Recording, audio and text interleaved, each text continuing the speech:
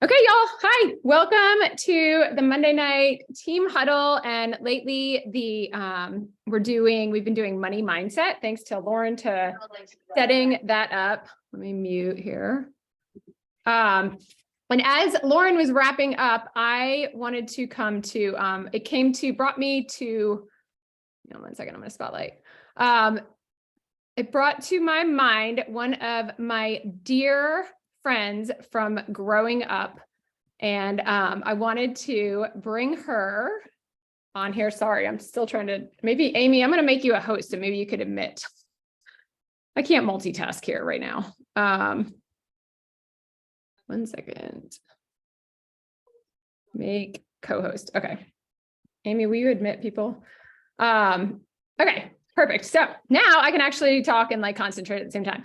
I cannot do a couple things at once in this moment, but this is Krista, who is one of my childhood friends. We grew up down the street from each other and we lost touch for so long. And then, kind of through social media and through being with another company in network marketing and her networking and stuff like that, we reconnected through social media. And I think through my parents with Special Pops and the special needs tennis that we do. And so we ended up reconnecting and meeting up in Daytona at her house first and just being I was like, hey, want to have lunch? And we talked for hours and about all these different things and our past and some similarities. We both made a lot of mistakes and learned a lot through lots of mistakes. Lots of mistakes and all of that in trying to get there, but also with a huge love for entrepreneurism, for women empowerment, for serving, everything like that. Krista is a self-made millionaire, y'all, and has literally worked in the trenches and always will. I can't imagine you not ever expecting anything of anyone else that you are not willing to do. That's something I admire so much about her hustle. She'll be painting a house when I'm popping through. She's like, okay, I'll come and meet you. I've got paint all over me, but let's go. I just got to fix this. But I love it. Did you say 29 businesses that you've started? 26. Oh my gosh. I'm sure it'll be 3 more by the time we're off the call. Right. But she seriously is a serial entrepreneur. And she also has written a book, though, The Boss Lady Investor, and she has a podcast, and she literally has dedicated an entire part of her life and part of her legacy that she's going to bring into helping women, helping them gain the confidence they need to take charge of their lives, but also financial education. So when Lauren was doing this with the money mindset, I was like, oh my gosh, can we do one more? Can we do an encore and have Krista jump on here? And I know it's at a different time as well, but hopefully we're going to get a bunch of people live. If you're here, turn on your camera. It gives the energy if you can. And I'm going to turn it over to Krista. She's going to tell us a little bit about her book, why she wrote her book, and then just kind of go off of that. Y'all, on the way here, we were just talking a few minutes ago, and she just met somebody, and literally she was like, the next hour I have available is next month. So this time is so valuable. And I'm so incredibly grateful for Krista for being here. I was just at baseball. My dad's like, are you paying her? I was like, oh no, I didn't even offer. I just no, it's not always about money. Right. No, I adore you so much. And that's it. You literally are leaving a legacy of service, and that's behind everything that you do. And I love that so much. So I'm going to turn it over to Krista and unpin myself. Okay. All right. So I'm Krista, and Courtney and I have truly been friends since elementary school. She left out the part where I toilet papered her house and did an amazing job toilet papering her house back when that was a thing. She got really mad at me. And so anyway, we've just maintained a really cool friendship throughout the years, and we didn't speak for years at a time. And then we reconnected, and she's right. The reason we get along so well is we're both super driven, super hardworking. We've been through lots of good and bad choices in love and life. And so we were able to just talk about those things and connect and talk about the hustle of life.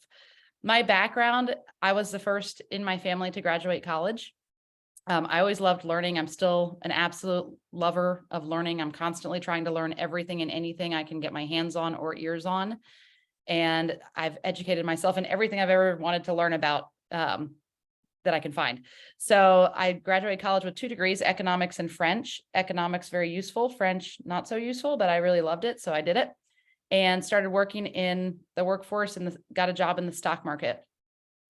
It was very, very, very corporate. I am not very, very corporate. I thought I was at the time, but I did well in the job. More importantly, I learned a tremendous amount. I didn't know what a mutual fund was. I didn't know anything about stocks. No one had ever taught me that. No one ever taught me about my credit score, or that if you got a credit card, you actually had to pay it. I knew you had to pay it. I just didn't know you had to pay it monthly at a certain time. And if you didn't, that was a bad thing and it would hurt your credit and you couldn't buy things later. So I had none of that background. So that job was really beneficial for me. And as much as I didn't like being in corporate America, I did like getting the education of what it was like.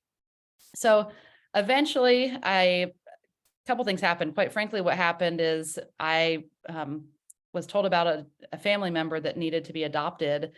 And at the time, it made the most sense. I was not planning on having children. And so at the time, it made the most sense for me to adopt this little girl who's now 25 and she's no longer little, but I was going to adopt this little girl that she was my half cousin. Now she's my daughter. And I couldn't continue working in corporate and be a mom because I was single. I had a boyfriend, but I was single.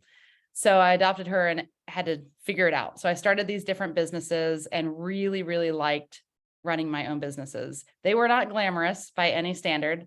The first business I owned was called Just Boxes USA, and we sold the very exciting cardboard boxes that you use for moving.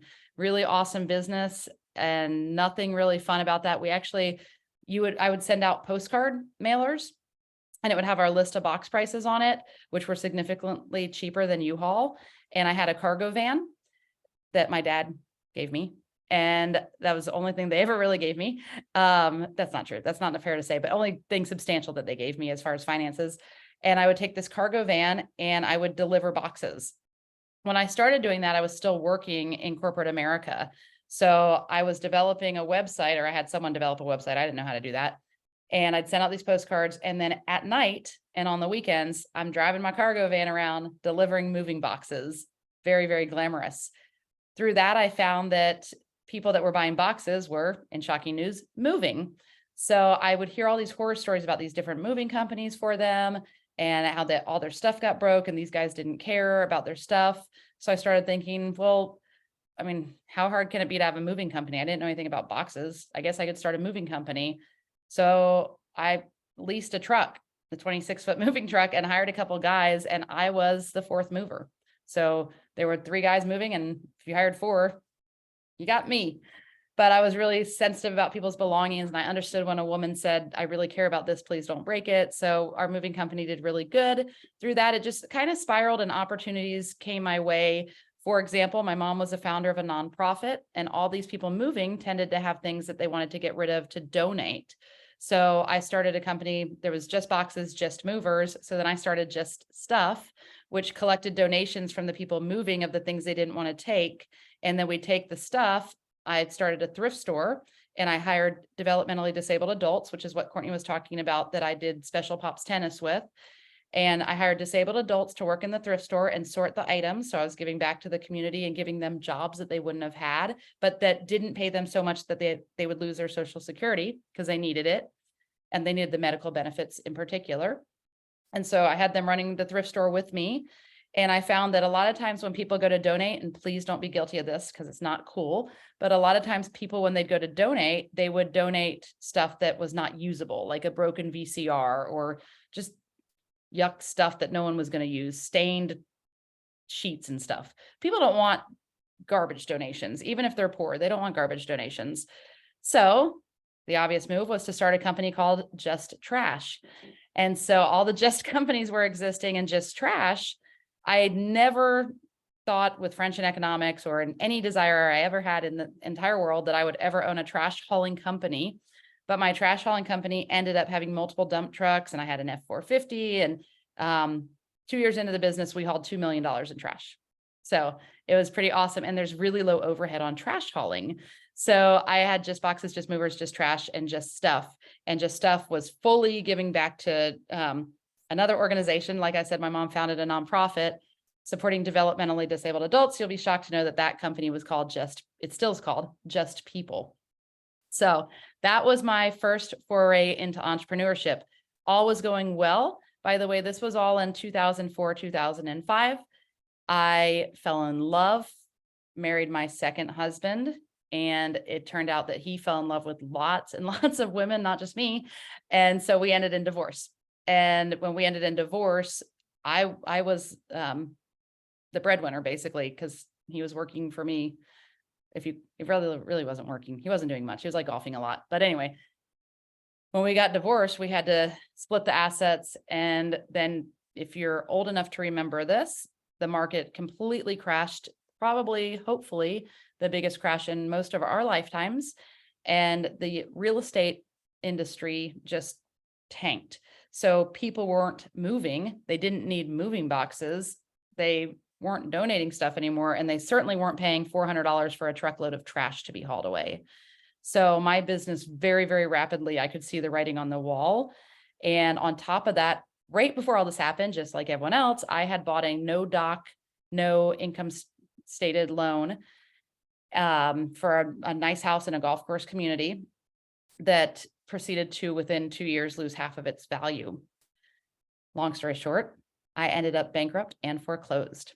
And I can remember clearly sitting on my back porch right before the foreclosure happened, bawling my eyes out, thinking, gosh, I'm so smart with money. I really work hard. And like Courtney said, I'm willing to do anything. I was not only the cargo van box driver and the fourth mover, I was also your trash hauler if we were short staffed that day. I loved hauling trash, by the way. It was really fun. You'd find really cool things. I also was sorting things at the thrift store.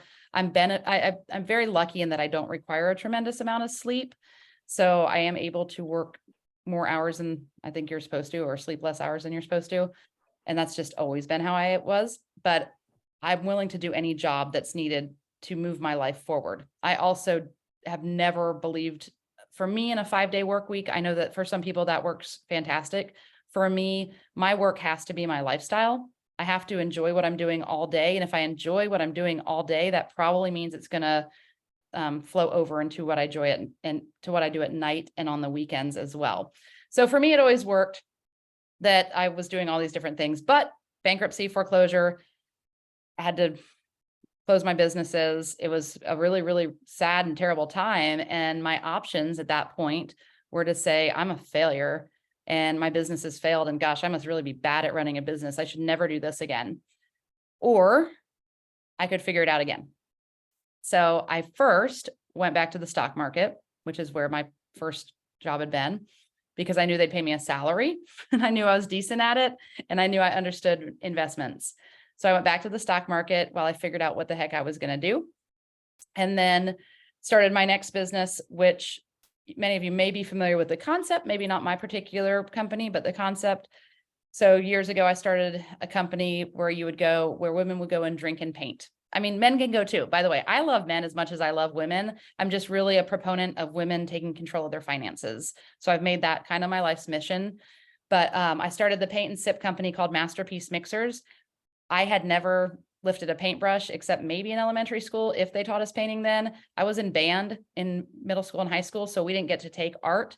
So I had just heard of the paint and sip concept from a friend of mine, and I thought it was cool. And I thought, gosh, that's a business that's going to do really well. And so why not? I want to try another business, and I don't know how to paint, but I had a couple friends that knew how to paint. So I talked them into working for me for very, very cheap to start, did not take a loan or anything, and rented a building.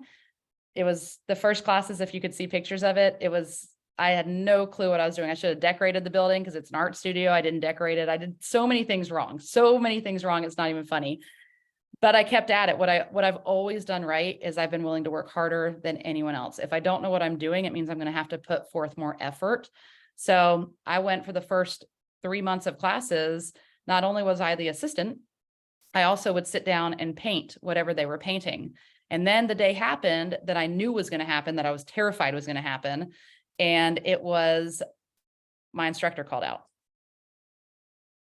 And thank God it was a kids class, and they were painting, although we really shouldn't have been doing this. I didn't know this at the time, but we were painting the front book cover of the Twilight New Moon book. If anyone's read that, it was that book cover as a flower with like a drip off it.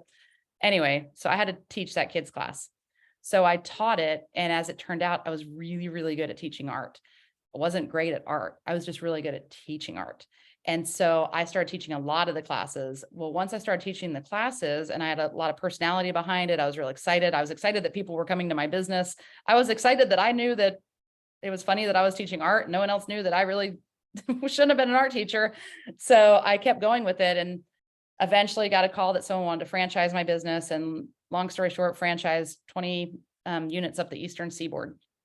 So we were from all the way down in Naples, Florida, up to Easton, Massachusetts. And I got to go to all these different places for the grand openings and teach the opening class. And they thought I was like this cool artist that was teaching this class.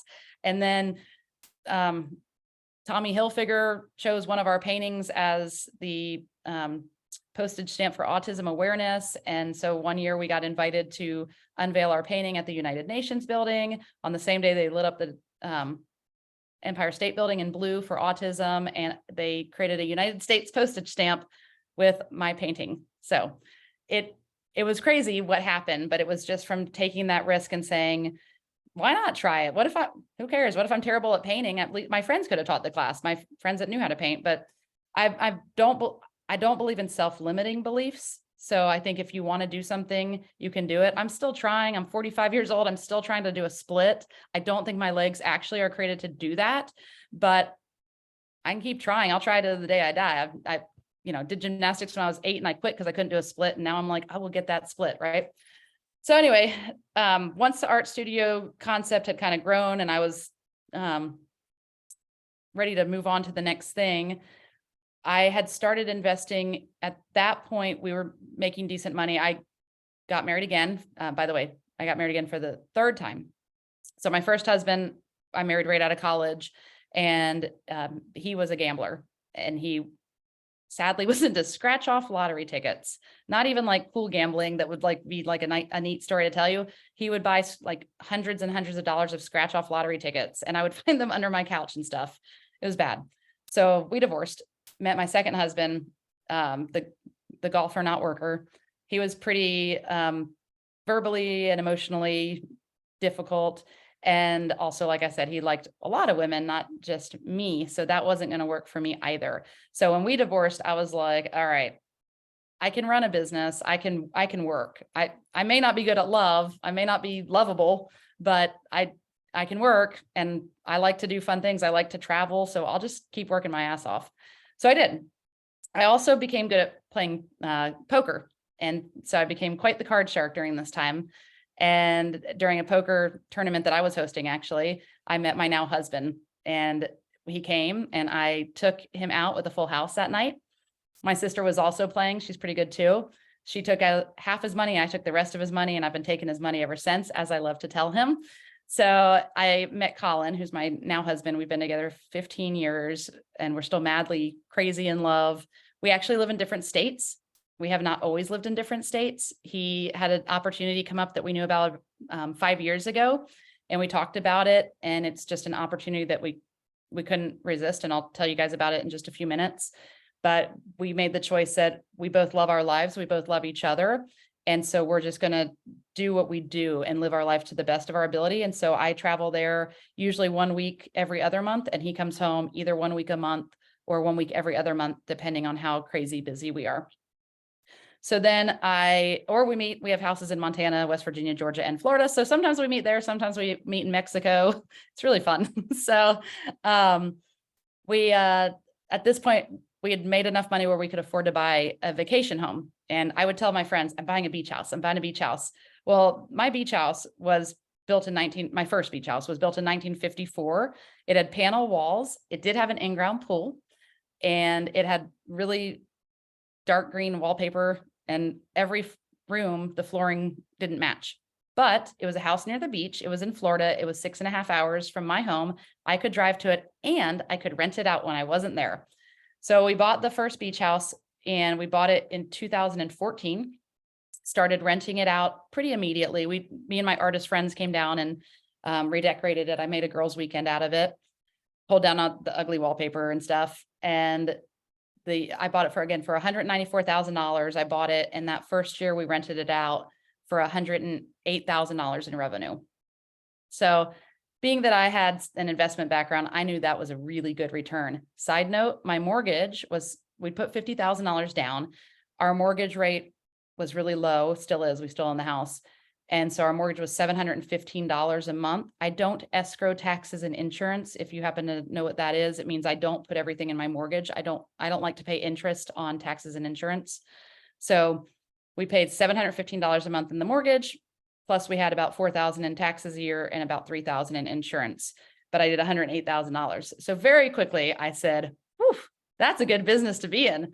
So that house we bought in October, we bought our second one the following April, and have just duplicated that process at a really high level. So now we own lots of properties, like I said, Georgia, Florida, West Virginia, and Montana. Montana is our most recent purchase, and I'll tell you a little bit more about that in a second too. So did that, became a big proponent of vacation rentals in Florida and Georgia, but specifically in Daytona Beach, which is where I am living, and it's where I'm talking to you from right now. Daytona Beach, a little bit of a dilapidated, and by little, I mean a lot of a dilapidated beach town, especially 10 years ago. I thought that the investment money from vacation rentals could be very beneficial to the area. So I started speaking very vocally about this at commission meetings and with people in town. And I'm a proponent of responsible vacation rental. I think if you move into an HOA or like in the golf community that I used to live in, not the appropriate place necessarily for that. But if you own your own property and you're not in an HOA, anyway, it doesn't matter. I think good, well-regulated vacation rentals can be a nice part of any community. I also love sharing my world, and I love getting to share other people's worlds. So for me, I have an RV in my front yard right now, and I vacation rent that out too.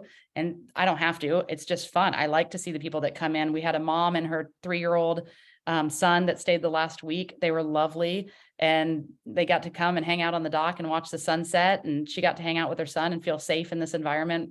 So I really like it. I know some people don't. If you do, you do. If you don't, you don't. No opinion's right or wrong. It's just a difference of opinion. But I became so vocal about it that people started asking me to manage their vacation rental units. And so we just became the second. So I ended up starting a vacation rental management company. By the way, I passed a few businesses along the way. I have a brewery, a bar, a tour company, wedding venues, and some other stuff that happened along the way. But anyway, here we are. I have to make it semi-short, right? So we're not here forever. So got asked to become a vacation rental manager, started Salty Dog Vacations, which I'm a very proud owner of. And we just became the second largest vacation rental company in Volusia County, second only to Vacasa, who's a national company. So we are locally the most well-known and probably the best regarded, because we try our best. We don't do perfect. It's vacation rental management. You're managing people's homes, you're managing people's expectations. It's a lot. Like nothing's ever going to go perfect, but we certainly do try our best to do a really good job. And our owners and our clients, they know that. So we've grown very, very fast. We just today went on a wait list. So we are not taking any current properties. They have to be waitlisted until we either get more staff, because we're certainly going through a staffing issue, or until we get rid of a property of an owner that we don't like as much. So it's nice to have the luxury to do that. Again, then during this time, my husband and I think it's really important for women if you're in a relationship. So I've been married 3 times, but I had gaps in between my husbands. I'd never left a man for another man. And I'd see a lot of women that won't leave until they've got someone like in the coffers. I'm not that woman. I'm truly not dependent on my husband. We certainly are. We are a power couple, quite frankly, but we could also be very, very powerful independently. I go to most events I go to without my husband, or my business partner is actually sitting in the next room, and her name's Kim. And we usually go together, and people probably think we're a couple. I don't know what they think. I don't really care. I don't need my husband to go to an event. If he's here and we get to go together, even more special. But I found over time that I had to be independent, because you never knew what was going to happen. My high school sweetheart died when I was 26 years old.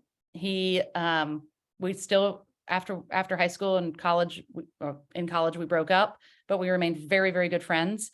And when I moved back home after college, and that was in Georgia, he and we hung out all the time, and he called me on a Wednesday night. He'd gone to ladies' night. I hadn't not gone to ladies' night. I'd gone to bed. And that night he called me 36 times to see if I could come pick him up. I'd left my phone downstairs, and he got in a car with a drunk driver and was killed that night. So he had died when I was really young. That really impacted my life. Then my daughter's biological parents are both deceased.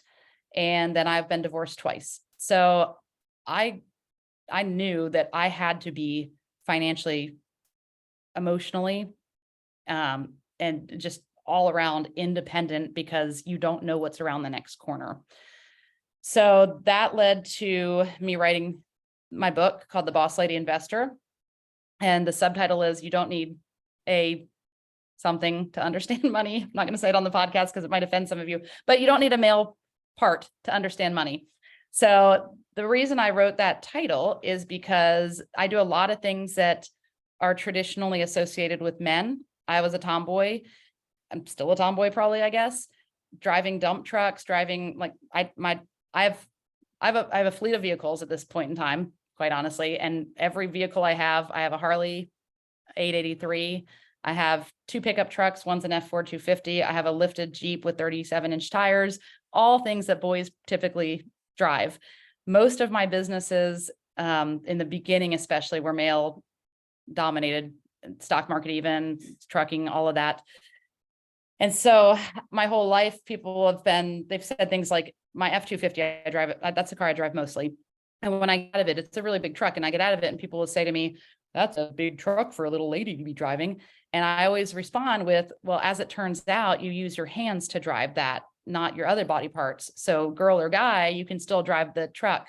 I have a decent size boat that most women don't learn how to drive boats the size of mine, or boats in general. Most women don't learn how to drive, but especially the size of mine. So me and my girl crew, we even have shirts about our girls fishing crew and our girls motorcycle crew and our girl gun shooting crew and all that. But our crew will be out there and we'll be docking the boat, and someone will say something silly like, oh, all girls docking the boat. And I'm like, well, as it turns out, you actually, you use your hands and your eyes to dock the boat. You don't need to use your male part to dock the boat. So we're able to do it too.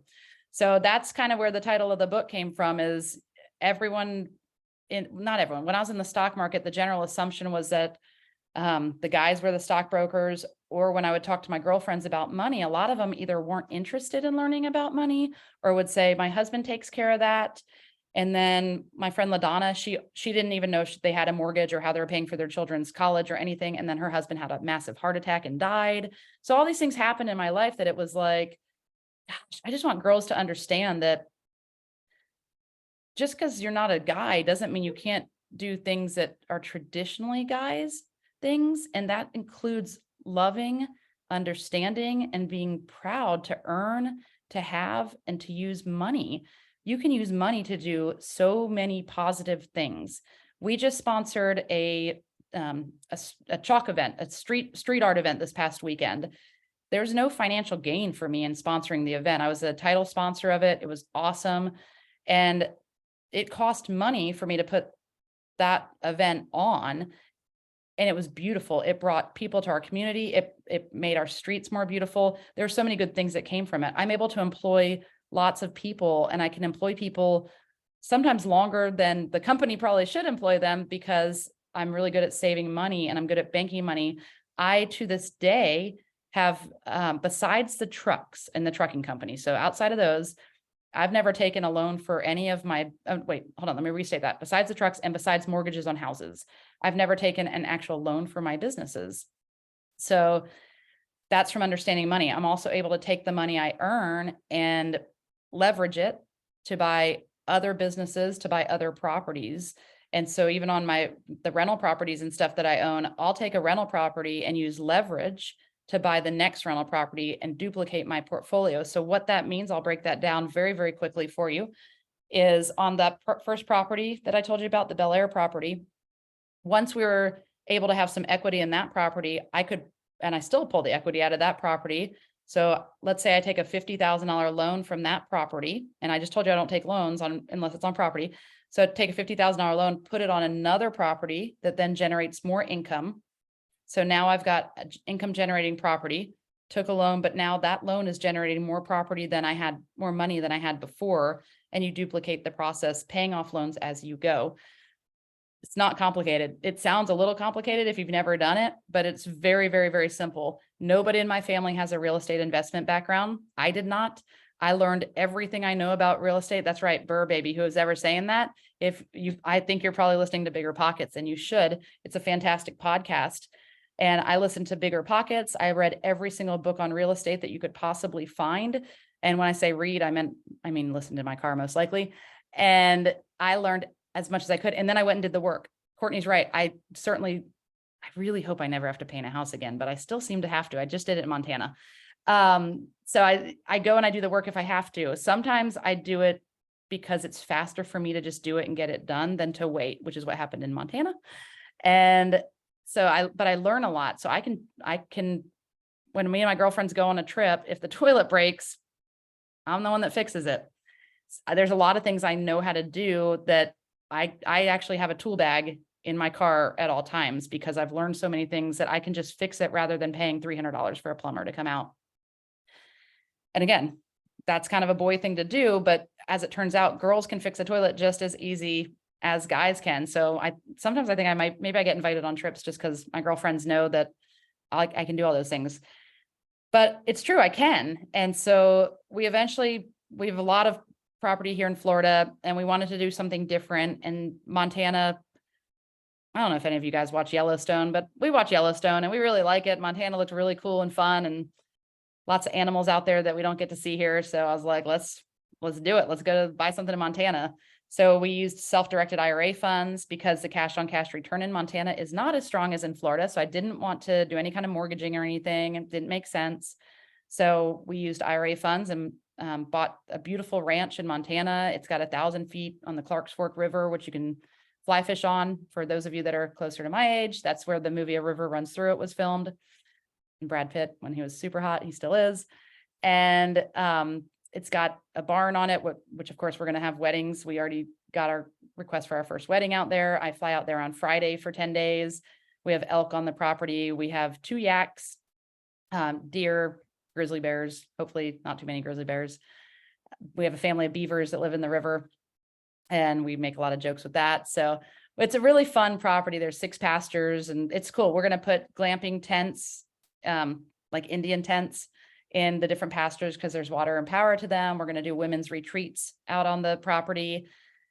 So that's been really fun. We have a farm in Georgia as well that we have weddings on, and it's got streams and rivers and a hot tub. It's really cool property, and I'm able to go home because Atlanta's where I grew up. So I'm able to go home where my mom and my sister and my brother live and bring my dogs. I have 2 horses on that property and hang out on my property. And then I leave and I've got a caretaker that takes care of it and rents it out. And it's an awesome life. And then I fly to West Virginia to see my husband when I want to. And my life is awesome for a couple big reasons. I'm going to tell you that money is one of them. And anyone that says money can't buy you happiness, they're absolutely right. Money cannot. If you're an angry, nasty, negative person, all the money in the world is not going to buy you happiness. If you happen to be a positive, happy person and you have money, then you can use money to do positive, happy things. So that's really important, is being financially sound, understanding how to use your money. You don't have to have a ton of it. If I lost everything I have, the RV is paid off.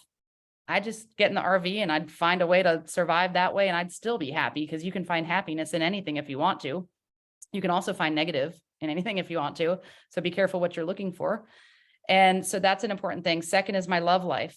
And I mean that not just from my romantic love life, but my love life and the people around me. I am very, very particular now. And I wasn't always, and I've been burned a lot. I've shed a lot of tears over friendships, love life, all of that.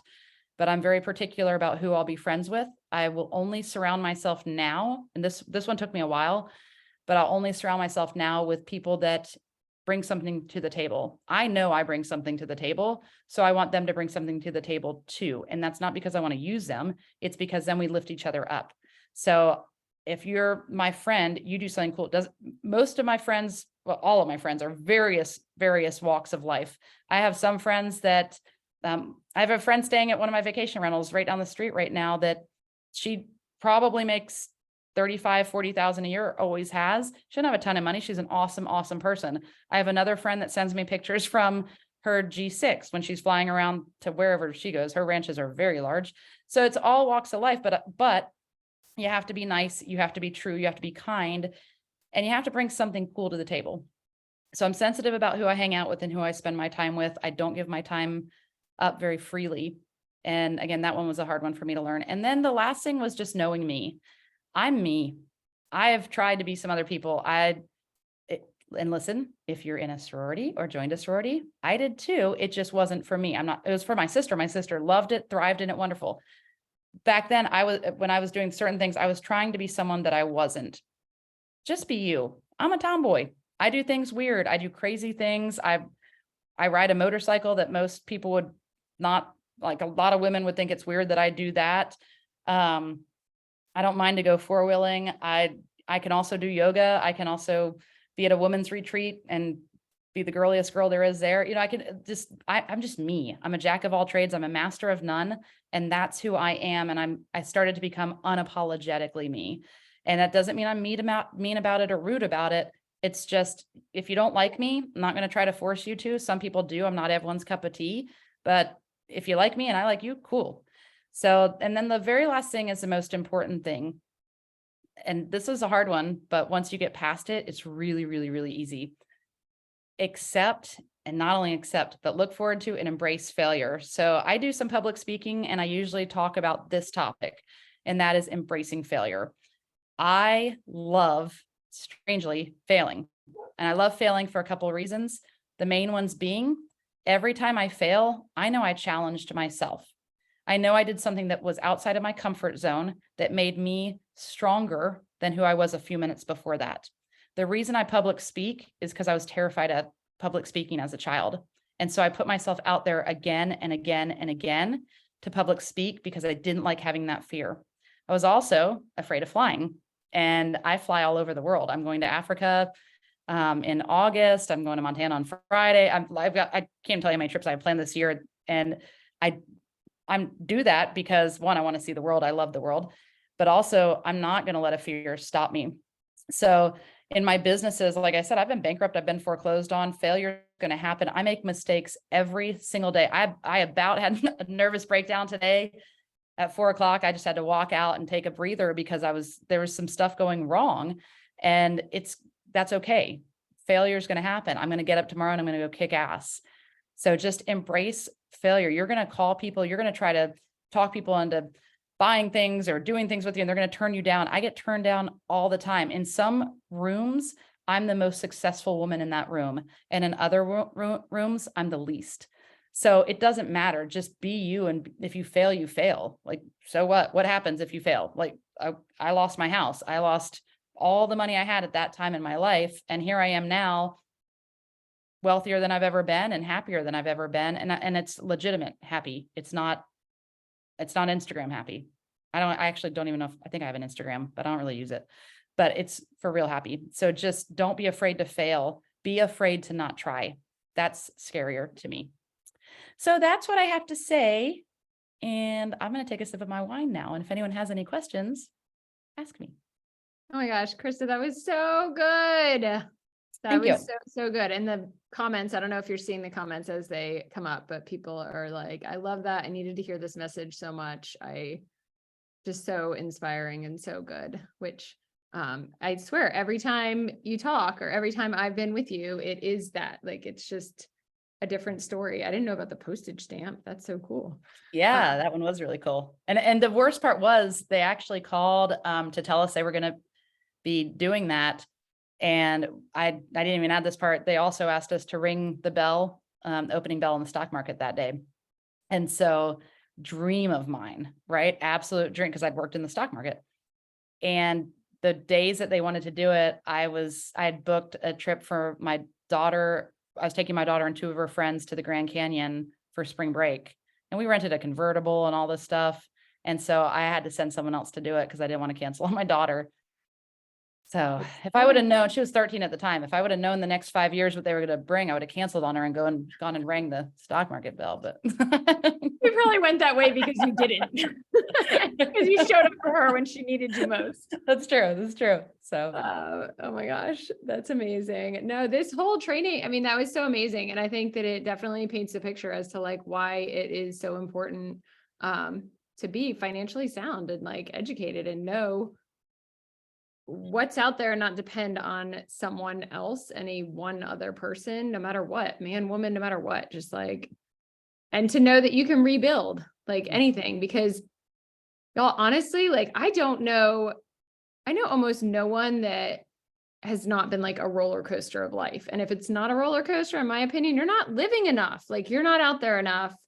If it's just like, woo, yeah. There was, I told you I had dinner with a lady tonight, and she was like, when does it get easier? And I said, it doesn't get easier. It just gets different. And there's so many seasons of life. And, right now there's all the talk in the world about the markets and all that stuff. And I don't know whatever way it goes, as long as you're still living and breathing, do the best you can with it, So there's ups and downs, highs and lows, and it's all a mentality thing. There are so many days.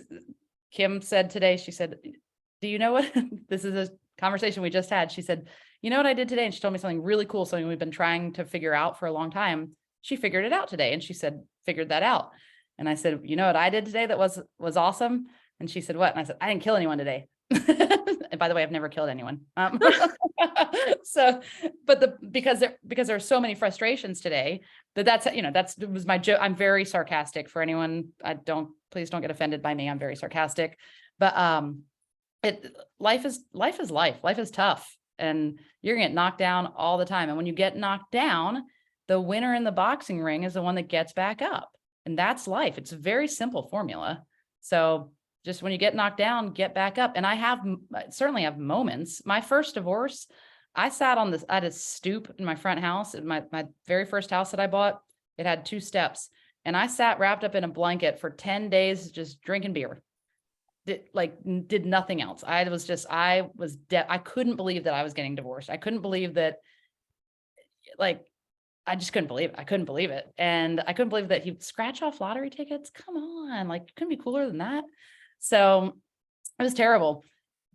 But I gave myself 10 days. Well, at 10 days, I didn't give myself 10 days. I also, not only did I sit there, I also watched the movie The Thomas Crown Affair on repeat. Kept thinking, I need a Thomas Crown. And actually my husband now is kind of like that. But so I manifested that. But anyway, so I could have just stopped and given up. I could have been like, God, I'm such a loser. I got divorced and life sucks. Or after 10 days, I said, okay, well, this was fun and not really, but now you've got to do more than just sit on the front stoop drinking beer and get yourself together. And so I did. And I just said, okay, I'm going to do it. Then second divorce happened. And I'm like, oh, it's not them, it's me. But it wasn't that. It wasn't them or me. They weren't the people. That wasn't the person I was meant to be with, And now I really have zero doubt. And I mean, I hope anyone married has zero doubt, but I had doubts in my first 2. I won't lie. But I have zero doubt that I will be with my husband forever. We just have a very, very, very phenomenal relationship. We're like the couple that everyone is like, it's annoying. We like each other so much, but illness happens, death happens. Neither one of us know, and so something could happen where he could be alone or I could be alone. And I know that he's going to be okay if he's alone, and he knows that I'm going to be okay. Very sad. Both of us would be horribly sad, but we'll be okay. We'll figure it out. And I love him so much and he loves me so much that makes me happier to know that we're both okay. And that's by having that financial and emotional and, confidence, I guess. Yeah. And y'all, I don't know if some of y'all have followed me for a while, but if you remember, I posted a long time ago about Krista and I, as when we were in middle school, we were not cool either. And people did not like us. They tied our shoes together on the school bus and called us the fat and flat twins. Yep. Mm-hmm. And we really, we were definitely flat, but we weren't that fat. Still am. Yeah. I know, right? But that's how mean and cruel and I think that. But it affected me. So Courtney just said she's still flat. Well, I 21 years old, I took a student loan and got a boob job. It affected me. My self-confidence was devastated by it. But I did what I needed to do, and judge me or not, that's what I did. And I still have them. Some people get them removed, whatever you do, I don't care. But there's certain things that can affect you. And again, I could have just been devastated and like, oh my gosh, I fixed it the way I knew. Mhm. Like, you just do what you do, you move on. Yeah. And I fixed it for me, by the way, because the guy that called us out the most, he's actually a really nice guy now. We're friends on Facebook. And years ago, I think it was MySpace, one of the things that first came out, he friended me and I was like, nope, not going to be your friend. You're mean.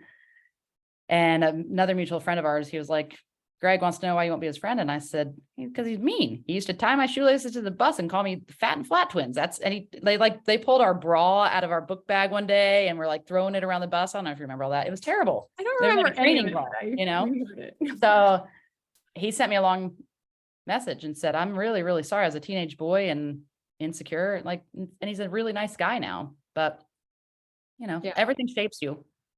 It does. And I think that's super important too, that everyone can change. And honestly, it doesn't matter at what point in your life you are, like you can change and become kinder, become better, become like, all the things. And good for him as a man apologizing. Yep. No, I love that so much. And I put in the chat, y'all, Krista's book, because literally this is just like a little dose, but seriously, like her book, she adds so much and so much like humor, raw and real into like finances. Like it's such a boring topic in some ways, but I could not put the book down. And I actually don't read, but you didn't have it on audio at the time. And I was like, oh my gosh, I know her. Like, I'm going to read it. And it is on Audible now and it's me reading it. So if I don't know if that helps or hurts. I get a lot of feedback that people like that I'm reading the one that reads it. So, because if they meet me and know me, then it's nice to hear the voice of the person. And I do try to make it not boring, because that's one of the reasons I think women get bored with finances. It is boring. Price to earnings ratios, beta, alpha, that's boring. Like it's boring to me too. Just it helped me become more successful in understanding it. I don't have to love it. I don't love stocks. I barely do anything in the stock market. I love real estate investing. And I think women tend to like that much more. And you don't have to have a bunch of money to start real estate investing. There's so many ways you can do it. Our group, so we're doing, again, this girls group out to Montana, and I think we're going to do one at the Georgia farm too. And one of the things we're going to try to do is get the women that don't have a ton of money to get together and each give a small amount so they can buy one property together. Because I get it. Where I've got to now, I have the financial wherewithal to buy a ranch in Montana for cash. Like that's cool. But I didn't always have that. And I know what it's like. And men have very frequently, most of my first real estate and all of my first real estate investing partners were men. Women, there was not a single other woman that I knew that would, one, invest and trust another woman to invest with them, because women don't trust each other a lot of times. And two, would just invest without their husband. So I invested with Tom, my first real estate investment partner, without my husband. Just me and Tom did it. And we still invest together. And Kim's now my main real estate investing partner and business investing partner, and she's female, and she'd never invested until we became friends. And now we own multiple properties and businesses together. So there's power in it, and you don't have to do it alone. You can. There's times where I don't want to buy something with someone else, where I just want a certain property for me or a certain investment for me. But there's times where I need to. The Montana ranch, I couldn't have done that by myself. There's a group of us that did that, So it's there's ways to do it, and don't be afraid to invest with other women. Don't be afraid to start a business with other women, and don't look for women that are just like you. The things that other people bring to the table that are not like you. I'm outgoing. I can throw me in a party and I'll make friends kind of thing, but I'm probably not going to sit in front of an Excel spreadsheet like Kim is for hours on end doing owner reports. Like I would slip my wrist. She loves that. When I make her go to a networking event with me, she'll do it because she's my friend. Just like I'll help her with the Excel spreadsheets, but it's not, find people that are different than you, that bring something else to the table, and you'll learn from each other. I learned how to decorate. So now I actually have people that pay me to decorate their vacation homes, which is crazy because 15 years ago, you would have seen the decorations of my house and thought, she must have stopped at Big Lots. And I still, by the way, buy things at Big Lots, not judging. Their couches are actually pretty decent for rentals. But now people pay me to decorate. And so when Kim and I first became friends and started working together, she was very much the same. I'm like, how about I pick all the decorations and you just help me carry them to the car? And now she's learned from me on how to decorate, and I've learned from her on the accounting side of things. So you just can always learn from someone else. Don't limit yourself to certain types of people. It's easier for me to be attracted to a fire sign, to a gregarious, outgoing personality, because we get each other. But then you have two alpha females in the room, and that can cause problems. So, it can also be great. So just don't be afraid to trust other women and invest with them sometimes. I love that. All right. Well, I'm going to let you go because Kim's over there. I'm going to come crash and like hang out with you guys sometime soon. Well, she's over here because her boyfriend lives in Virginia. And so she moved in. Oh, perfect. Because we work together, and now she's always here. She doesn't go away. So she's great. She knows how to cook and I don't. So it's perfect. Oh my gosh, I love that. Well, I'm definitely coming to visit sometime soon because definitely when I can fit in. But that's awesome. And I so appreciate you jumping on here. And I know I've already texted like 7 people that I didn't see on here to be like, you've got to watch this. It was so good. And thank you for pouring in and being just you and like authentically you and showing up and sharing the way that you do. I know that it was a smaller crowd on here, but I sure know that this will circulate huge because every single person on here has loved it, put it in the chat, and it's got so much value. So, well, thank you for having me, and all you guys just go do it. You got it. You've got this. Just go see how far you can go in this life, because it's short. So take it as far as you can. Awesome. Thank you. And thank you you so much. All right. Bye, everyone. Yeah. Bye. All right. Bye, y'all. Thanks.